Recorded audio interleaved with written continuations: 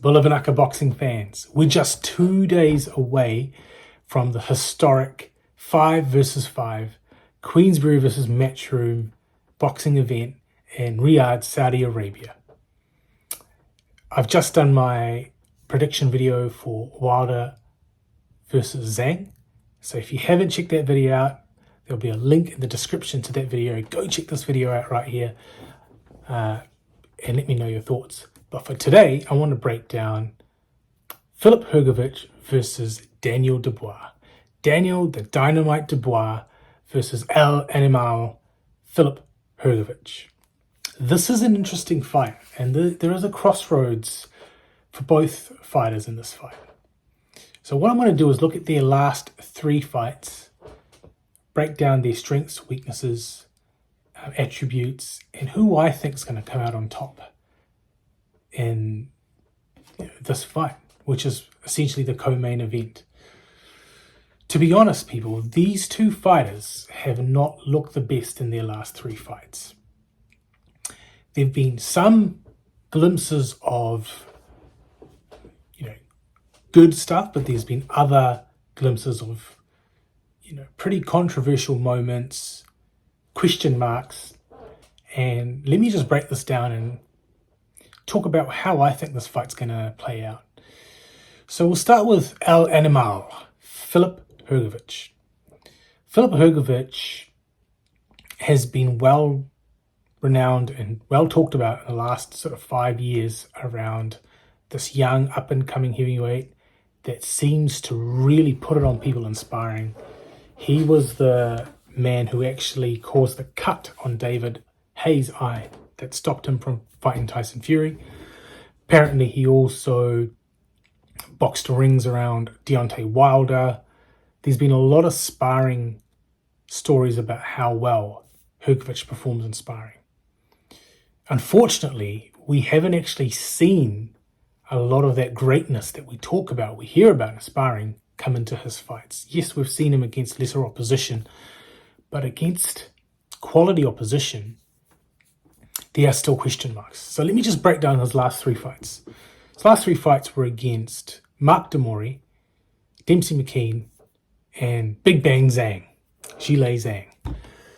Look, his last fight against Mark Demori, you can't even talk about that. The fight was literally over within 30 seconds. There is absolutely no way Mark Demori should have been fighting Filip Hrgovic. The same Mark Demori who learned how to box on YouTube, people. No amateur pedigree. He learned how to box on YouTube. It's like me, who likes to hit the bag and pads a bit, saying, I want to be a boxer now and get a license. I'll get destroyed in like 2 seconds.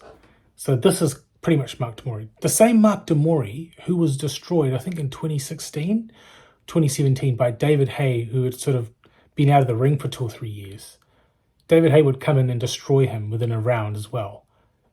About 5 or 6 years ago, not longer than that, almost 10 years ago, 8 years ago. And then he goes in and fights Hrgovic 8 years later, 8 years older, and gets basically a worse beating. Yeah, not impressed at all. I don't know how this fight was allowed and why Hrgovic got such an easy as matchup with Mark Demori. But hey, it is what it is. Before that, he fought unbeaten fighter Dempsey McKean, 6'6", well known for his being a sparring partner for AJ, for Anthony Joshua. Also had linked to fight either Tyson Fury or AJ. Dempsey McKean was a bit unknown because, he had, decent power. He had, pretty good speed, tall, good reach, but he hadn't fought anyone of note. So everyone felt that, Hrgovic should beat Dempsey McKean easy. And whilst the fight would end up being a stoppage, it came in the last round, in round 12. And it was a fairly competitive fight. I mean, Hrgovic was still winning most of the rounds, but it wasn't like Dempsey McKean was out of his depth in there. And really, I thought he could have continued on. and the stopped was a little bit premature. I thought if I was the ref, just let him have it. Like, it's the 12th round. Could have let him go on. I mean, his stoppage was like not as worse as Tyson Fury against Usyk, but they let Fury continue.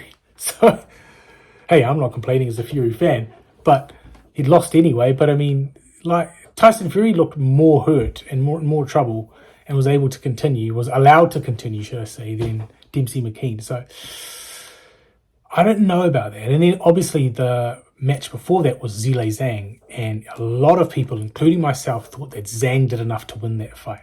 I thought Zhang pushed the pace. I thought he only dropped the ball in the last 2 or 3 rounds, but that doesn't equate to last 7 or 8 rounds where I felt Zhang was landing the more effective punches. He was moving forward. He had the knockdown as well. It was very different to the Parker fight, where Parker pretty much won every single round bar the knockdowns. Zhang was winning a lot of the rounds, but wasn't given the decision. So if you look at Hrgovic's last 3 fights, he had Mark Demori, Bin Man, a potato can, and then he had Dempsey McKean, fairly good fighter, and Zhang, who many people thought he lost. So if I'm looking at form, not the greatest.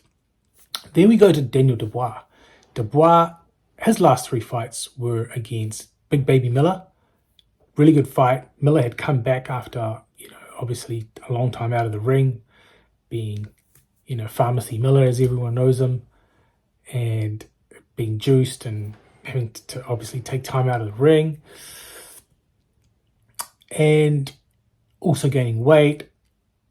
And, Daniel Dubois to come through a bit of adversity there. There were times where Miller actually put it on him, but he just did not have the gas tank or the power to really hurt Dubois. And Dubois came back, fair play, and stopped him in the 12th round. Again, a bit of a shady stoppage. What's up with these 12-round stoppages in Saudi, man? Yeah, I thought they could have allowed Miller to continue on. Again, he didn't look in nowhere near as worse as Tyson Fury did, but he was stopped, but yet they let Fury continue. So you got to have consistency, in my opinion. It's got to be fair between fighters, regardless of their status and where they are in the division. Before that, we've got the fight against Usyk, the controversial fight where many people thought that Dubois landed a legal punch. I thought it was borderline, to be honest. But then more controversy as he literally quits, just like he did against Joe Joyce. And then the fight before that was against Kevin Lerena, where he was down like 3 times in the first round, and he came back after being down to beat Lerena with another shady stoppage where they could have given Lerena more time and allowed him to see if he could, continue. Because that guy's a tough dude, Lerena. So if I'm looking at these 2 fighters, the one thing they both have is they both have incredible pop. They've got good, decent power. I would say that Dubois got probably more power. He edges Hrgovic in that department. I think especially that right hand, that straight right hand he throws, it's really devastating. And he's got a good jab when he actually uses it. But he seems to kind of neglect that against really elite fighters. He kind of neglected that against Usyk. But then again, how the hell do you jab Usyk when he's never there to jab? So, yeah. In terms of speed, I would sort of favour Dubois with his speed. He's definitely more athletic. I feel like Hrgovic looks really unco when he fights. He's got this looping, right hand. But when he throws that looping right hand, it seems to catch people at angles and really hurt them. It kind of hits them on the temple, really stuns them. But against Zhang, it had no effect. But then, is Zhang just... can he just not be knocked out? Well, we know he can be floored because, Joshua floored him in the amateurs, but that was a long time ago. So I think speed, athleticism, power go to Dubois. But I think the biggest factor here is the experience, the amateur pedigree experience. Hrgovic, obviously bronze medalist, I think, in the Olympics. Or silver medalist, one of the two. And Hrgovic is a lot more technical, But the biggest attribute that Hrgovic has that I saw in the Zhang fight that I did not see or have not seen in Dubois, apart from maybe Miller, but then you got to think about, well, it was Jarrell Miller, is heart. Filip Hrgovic was down early and Zhang was putting his paces through, but he just kept coming, kept throwing punches, kept trying, and he would never give up. And I don't see Filip Hrgovic taking a knee and not trying to get up. I was so disappointed in Daniel Dubois, even though I'm a big Usyk fan and I wanted Usyk to win. But I was looking at it and I felt disgusted, seeing that he goes down from a jab and he's like looking at the ref. You can see that he's clearly able to stand up. He's like physically fit enough, and he waits until the 10, and then he quickly jumps up. It's like, dude, why would you do that? Okay, I understand with the Joe Joyce fight, you know, his eye socket had gone, right? But this time you were clearly fit and strong enough to get up, and you just kind of packed it in. After you had Usyk on the floor, and when you had him on the floor, illegal or legal, you didn't even pounce on him. So I think that's going to be a big factor when it comes down to this fight. I think we could see Filip Hrgovic go down early in this fight, because I think Dubois is going to come in and jump him. And I think he might catch Hrgovic, but I think Hrgovic's chin, determination and grit will see him through into the latter rounds. And don't be surprised if Hrgovic makes Dubois quit once again, either on his stool, knocks him out or stops him, or Dubois basically takes the knee again. I just have big question marks around when the tough times come, when he really needs to bite down on his gum shield. He's failed twice.